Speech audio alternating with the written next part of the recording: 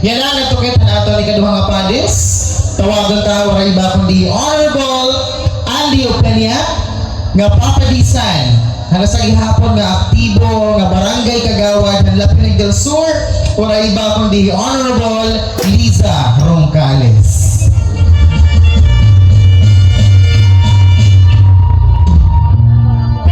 Kurat sa dayo.